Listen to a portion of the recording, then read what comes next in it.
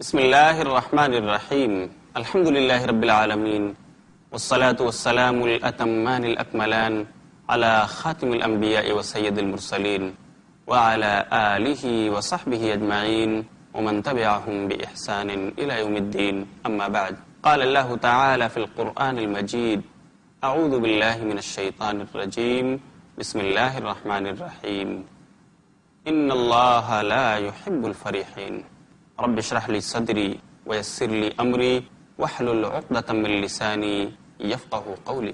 پیارے ناظرین کرام، اس سیریز میں آج ہم پھر سے آپ کا خیر مقدم کرتے ہیں۔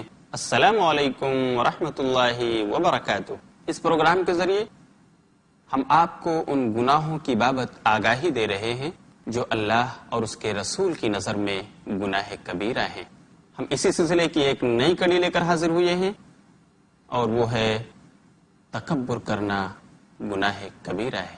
ناظرین کرام، یہ انسان کی ایک نفسیاتی بیماری ہے کہ وہ اپنے آپ کو متکبر بنا لیتا ہے۔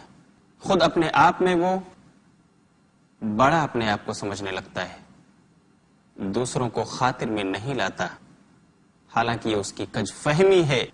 بڑائی تو صرف اللہ کو زیبا ہے، عظمت و کبریائی تو صرف اس رب العالمین کو زیبا ہے جو سب کا خالق ہے، سب اس کی مخلوق ہیں، جو سب کا مالک ہے، سب اس کے مملوک ہیں، جو سب کا روزی رساں ہے اور سب اس کی دی ہوئی روزی کھانے والے ہیں، جو سب کا مربی اور رب ہے، سب اس کی زیر نگرانی تربیت پانے والے ہیں۔ اس اللہ کو صرف کبریائی زیبا ہے۔ اسی کا ذکر ایک حدیث میں نبی صلی اللہ علیہ وسلم نے بھی فرمایا۔ سنن ابو داؤد کتاب اللباس حدیث نمبر 4090 میں ہے کہ نبی صلی اللہ علیہ وسلم نے فرمایا، اللہ کہتا ہے الکبریاء ردائی والعظمت ازاری، کبریا اور بڑائی میری چادر ہے، عظمت و بزرگی میرا ازار ہے، تہبند ہے، فمن نازعنی واحدا منہما قذفتہ فی النار، تو جو شخص بھی ان دونوں میں سے کوئی بھی چیز مجھ سے چھیننے کی کوشش کرے گا قذفتہ فی النار، تو میں اس کو جہنم میں ڈال دوں گا، پھینک دوں گا اس کو جہنم میں۔ اس حدیث کو علامہ البانی نے صحیح قرار دیا ہے۔ تکبر حقیقت میں صرف اللہ کے لیے زیبا اور مناسب ہے، کیونکہ بندے یہ اس کے دستے نگر ہیں، یہ اس کے محتاج ہیں، اس لیے بندوں کے لیے تو صرف تواضع، خاکساری، ہمبلنس، یہ چیزیں مناسب ہیں۔ کیسے زیبا دیتا ہے ایک انسان کو کہ اس کا خالق اللہ ہے اور یہ اس کی مخلوق تکبر کرتا پھرے۔ کیسے زیبا ہوتا ہے ایک انسان کے لیے کہ وہ محتاج ہے اور تکبر کر رہا ہے۔ انسان کے لیے خاکساری ہی مناسب ہے، تواضع ہی مناسب ہے، اور اللہ نے اسی کا مطالبہ بھی کیا ہے، جیسا کہ صحیح مسلم کتاب الجنہ حدیث نمبر 64 میں حضرت عیاض بن حمار المجاشی رضی اللہ تعالیٰ عنہ سے روایت ہے۔ وہ کہتے ہیں کہ اللہ کے رسول صلی اللہ علیہ وسلم نے فرمایا، ان اللہ قد اوحى الی ان تواضعوا، لوگو بے شک اللہ نے میری طرف وحی بھیجی ہے کہ تم خاکسار بن جاؤ، خاکساری اپناؤ، تواضع لے کر آؤ، حتی لا یفخر احد علی احد، یہاں تک کہ تم میں سے کوئی دوسرے پر فخر و غرور نہ کرے، گھمنڈ نہ کرے، بڑا بننے کی کوشش نہ کرے، ولا یبغی احد علی احد، اور تاکہ کوئی دوسرے پر ظلم و زیادتی نہ کرے، کیونکہ تم سب جب ایک ماں باپ کی اولاد ہو، ایک خالق کی مخلوق ہو، تو سب برابر ہو، پھر ظلم کرنے کا سوال کہاں سے آتا ہے؟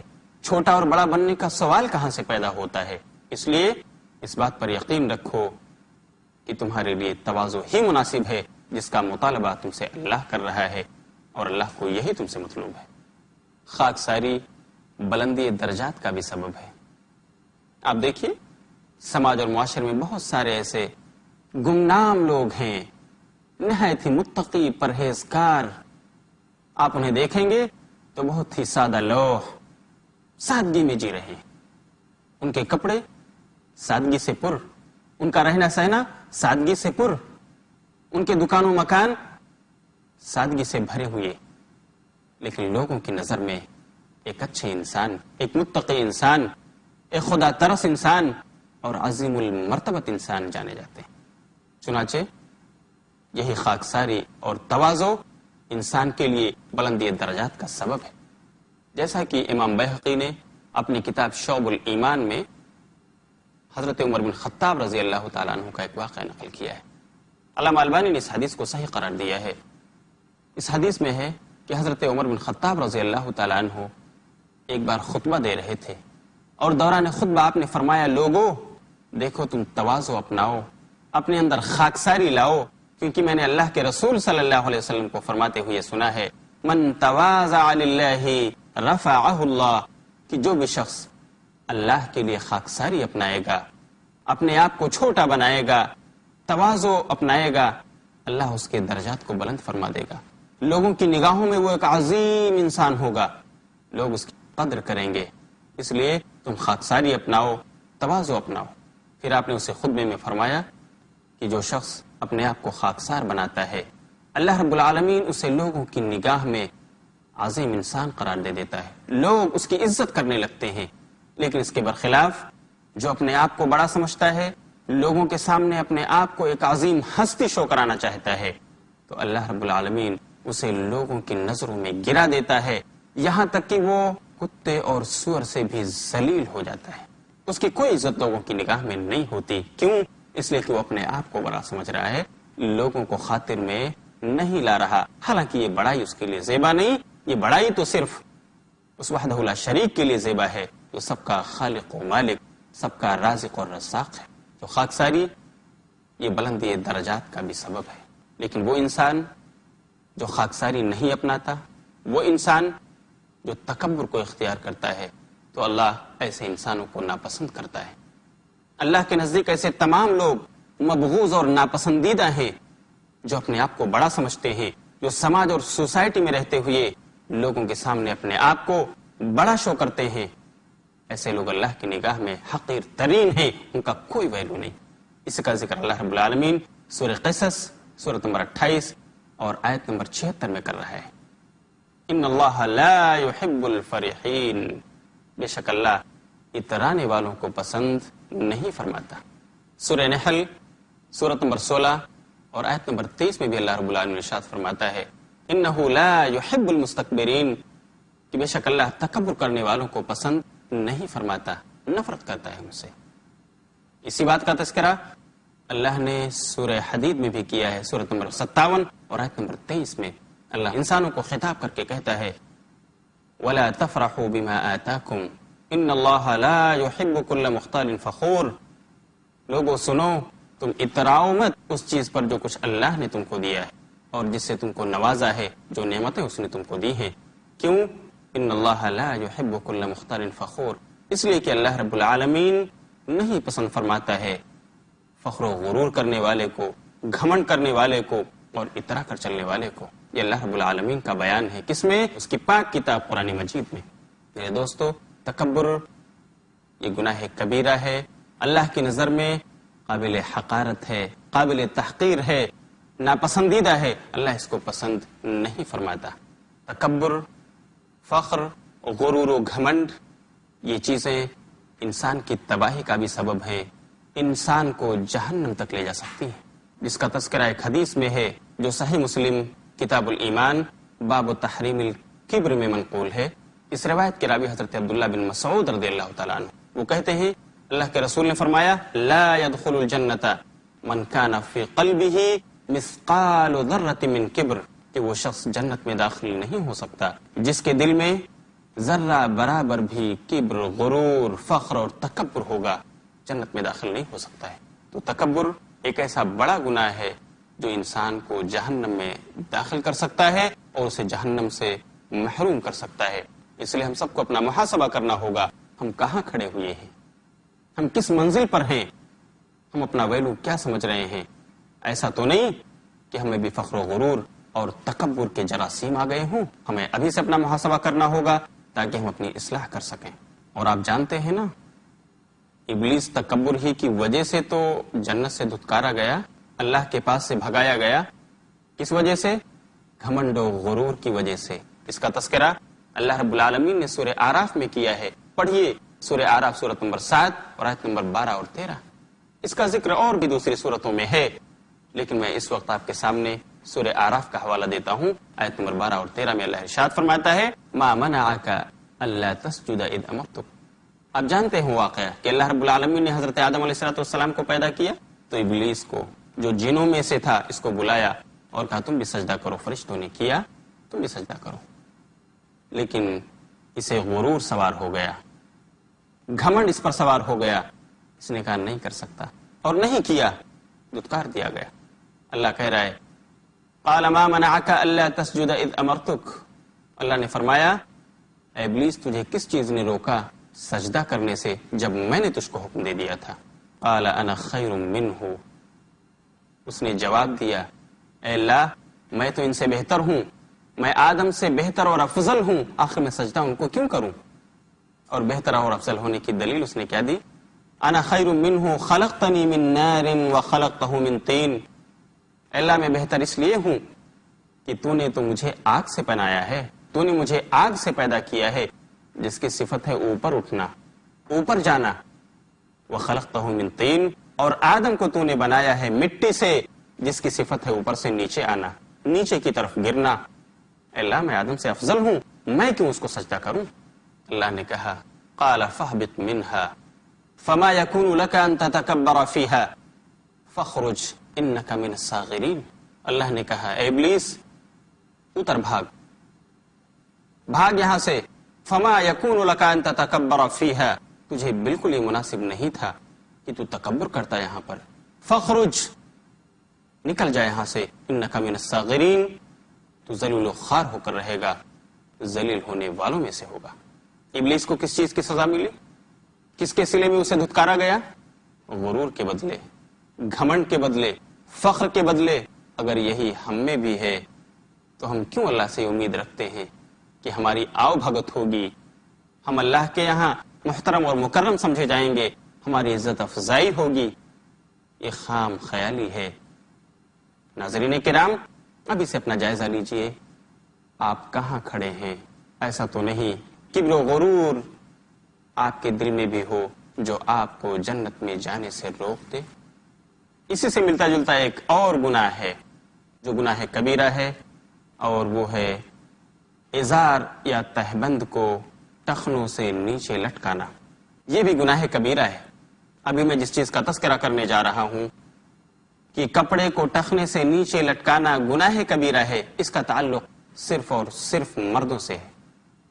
چنانچہ مردوں کے لیے شریعت نے پہننے کے جو احکامات بتائے ہیں، جو قوانین دیے ہیں، اس میں یہ ہے کہ مرد کا جو بھی لباس ہو جسے وہ پہنتا ہے، چاہے وہ ازار ہو، تہبند ہو، لنگیاں ہوں، پینٹس اور پتلون ہوں، یا عربی جبے ہوں، وہ نصف ساق تک ہونا چاہیے، آدھی پنڈلی تک، یہ سنت ہے۔ اور اگر کوئی چاہے تو آدھی پنڈلی سے نیچے بھی اتار سکتا ہے، لیکن صرف ٹخنوں تک، ٹخنوں سے نیچے لٹکانا یا اتنا لٹکا دینا کہ زمین میں گھسیٹا جائے اور گرد و غبار کو سمیٹتا ہوا چلے، یہ ناجائز ہے، حرام ہے، گناہ کبیرہ ہے۔ اسی کا تذکرہ نبی صلی اللہ علیہ وسلم نے حدیث میں فرمایا ہے، جیسا کہ سنن ابو داؤد کتاب اللباس حدیث نمبر 4084 میں ہے۔ نبی صلی اللہ علیہ وسلم نے حضرت جابر بن سلیم رضی اللہ تعالی عنہ کو نصیحت کرتے ہوئے فرمایا اے جابر ارفع ازارک الی نصف الساق، تم اپنے تہبند کو آدھی پنڈلی تک پہنو، فإن أبیت فإلی الکعبین، لیکن اگر تم اس سے زیادہ لٹکانا چاہتے ہو تو دیکھو صرف ٹخنوں تک جانا چاہیے۔ وإیاک وإسبال الإزار، اور دیکھو اسبال ازار سے بچو، کپڑوں کو ٹخنے کے نیچے گرانے اور لٹکانے سے بچو، اسبال کہتے ہیں لٹکانے کو، اسبال ازار سے بچو، یعنی کپڑوں کو ٹخنے سے نیچے لٹکانے یا زمین میں گھسیٹنے سے بچو۔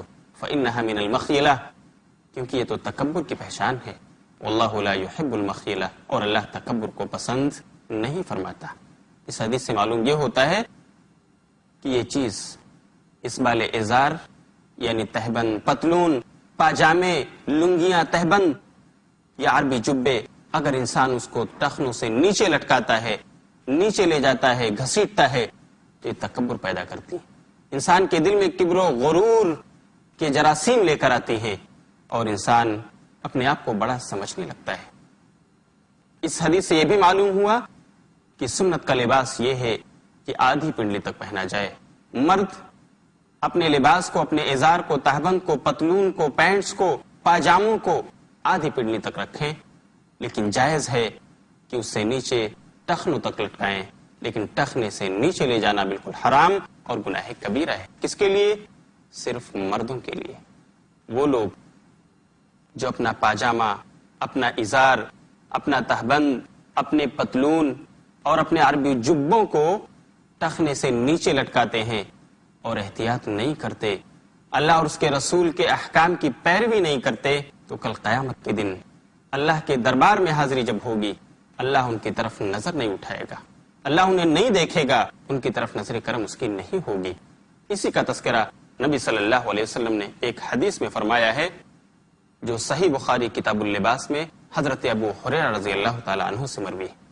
وہ کہتے ہیں کہ اللہ کے رسول صلی اللہ علیہ وسلم نے فرمایا، ان اللہ لا ينظر یوم القیامت الى من جر ازارہ بطرا، اس شخص کی طرف اللہ قیامت کے دن نظر نہیں اٹھائے گا جو تکبر کی وجہ سے اپنے پاجامے، اپنے تہبند، اپنے پتلونز اور اپنے عربی جبوں کو گھسیٹتا ہوا چلے۔ اسی معنی کی ایک دوسری روایت بھی صحیح بخاری کتاب اللباس ہی کے اندر حضرت عبداللہ ابن عمر سے بھی مروی ہے، جس میں تقریباً یہی معنی ہے لیکن تعبیر کی تبدیلی ہے۔ حضرت عبداللہ ابن عمر رضی اللہ تعالیٰ عنہ کہتے ہیں، اللہ کے رسول صلی اللہ علیہ وسلم نے فرمایا، من جر ثوبہ خیلاء فلم ينظر اللہ الیہ یوم القیامہ، کہ وہ شخص جو اپنے کپڑے کو تکبر کی وجہ سے گھسیٹتا ہوا چلے گا۔ خیلاء تکبر، جرہ گھسیٹنا، جو شخص تکبر کی وجہ سے اپنے کپڑے کو گھسیٹتا ہوا چلے گا، فلم ينظر اللہ الیہ یوم القیامہ، تو اللہ تعالیٰ قیامت کے دن ایسے شخص کی طرف نظر تک نہ کرے گا۔ کتنا بڑا گناہ ہے یہ! اللہ دیکھے گا نہیں اس شخص کو جو اس بالے ازار کرتا ہے، اپنے پاجامے اور پتلونز کو لٹکاتا اور گھسیٹتا ہوا چلتا ہے۔ یہاں ایک شبہے کا ازالہ ضروری ہے۔ معاشرے میں کچھ لوگ یہ کہتے ہوئے نظر آتے ہیں کہ مولانا صاحب، ہمارا ازار نیچے تو جاتا ہے، ہمارا تہبند نیچے تو لٹکتا ہے، ہم پاجامے اور پتلون کو نیچے تو پہنتے ہیں ٹخنوں سے، لیکن ہم تکبر نہیں کرتے، تو اس میں کیا مذائقہ ہے؟ اس بات کو ناظرین کرام اچھی طرح سمجھ لیجیے۔ ابھی میں نے آپ کو وہ حدیث سنائی جس میں اللہ کے رسول نے فرمایا کہ مومن کا لباس آدھی پنڈلی تک ہونا چاہیے، سنت کا لباس ہے، نصف ساق، ہاف شنز، لیکن اگر کوئی لٹکانا چاہے تو ٹخنوں تک لٹکا سکتا ہے، لیکن ٹخنوں سے نیچے لے جانے کی اجازت قطعی نہیں۔ اب اگر کوئی شخص یہ کہے کہ میں لٹکاتا تو ہوں، میں تکبر نہیں کرتا، تو یہ اس کا کہنا بجا نہیں ہے، کیونکہ ایک چیز جس کا حکم اللہ یا اس کے رسول دیں اور پھر انسان اس کی نافرمانی کرتے ہوئے یہ کہے کہ میرا مقصد یہ نہیں ہے، تو میں کہتا ہوں کہ یہ تکبر نہیں تو اور کیا ہے کہ اللہ اور اس کے رسول بتائیں تم آدھی پنڈلی تک پہنو یا ٹخنوں کے قریب تک پہنو، نیچے مت لٹکاؤ، اور ہم نیچے لٹکاتے ہوئے بولیں کہ ہم تکبر نہیں کرتے، اسی کا نام تو تکبر ہے۔ اللہ اور اس کے رسول کی بات آپ نے نہیں مانی، تکبر اسی کو تو کہتے ہیں۔ یہی تو بڑکپن ہے کہ اللہ کی بات اپنی جگہ، رسول کی بات اپنی جگہ، لیکن لٹکانا ہے ہمیں کیونکہ اچھا لگتا ہے۔ ناظرین کرام، تکبر اسی کا نام ہے، اور یہ غلط فہمی ہے، اسے دور کر لینا چاہیے۔ ہم میں سے کوئی اس بات کا بالکل دعویٰ نہ کرے کہ وہ تکبر نہیں کرتا، صرف نیچے لٹکا لیتا ہے۔ دوسری حدیث میں اللہ کے رسول نے فرمایا کہ یہ تکبر کا سبب ہے، جو شخص نیچے لٹکا کے چلتا ہے تو یہ نیچے لٹکانا اس کے قلب و دماغ میں تکبر پیدا کرتا ہے، اس لیے ایسا کرو ہی مت۔ رہا سوال یہ کہ عورتوں کے لیے کیا حکم ہے، چنانچہ ایک حدیث میں نبی صلی اللہ علیہ وسلم نے عورتوں کے بارے میں بھی فرمایا کہ ان کا پہناوا کیسا ہو۔ یہ روایت سنن ابو داؤد کتاب اللباس باب فی قدر الذیل میں ہے۔ اس کی راوی حضرت ام سلمہ رضی اللہ تعالی عنہا ہیں، جو نبی صلی اللہ علیہ وسلم کی زوجہ مطہرہ ہیں۔ وہ کہتی ہیں کہ اللہ کے رسول صلی اللہ علیہ وسلم نے مردوں کے ازار اور تہبند کے باندھنے کا تذکرہ کیا کہ نصف ساق تک ہونا چاہیے، اس کی حد بتائی، تو میں پوچھ بیٹھی اللہ کے رسول فالمرأۃ یا رسول اللہ، اللہ کے رسول عورت کے بارے میں کیا حکم ہے، عورت کے بارے میں آپ کیا کہتے ہیں؟ تو آپ نے فرمایا ترخی شبرن، کہ عورت ایک بالشت نیچے لٹکائے گی مرد سے زیادہ. یعنی مرد کا سنتی لباس ہے آدھی پڈلی نصف ساق، تو اس آدھی پڈلی سے نیچے عورت کے لیے ایک بالشت اور نیچے لے جانا چاہیے، ان کو لٹکانا چاہیے. حضرت ام سلمہ کہتے ہیں اللہ کے رسول تب تو عورت کی پڈلی کھل جائے گی، دکھائی دے گا اس کا پیر. تب اللہ کے رسول نے کہا فذراعن، تو پھر ایک ہاتھ بڑھا لے، لیکن ایک ہاتھ سے زیادہ نیچے کرنا درست نہیں، اس سے زیادہ نہیں بڑھانا چاہیے عورت کو.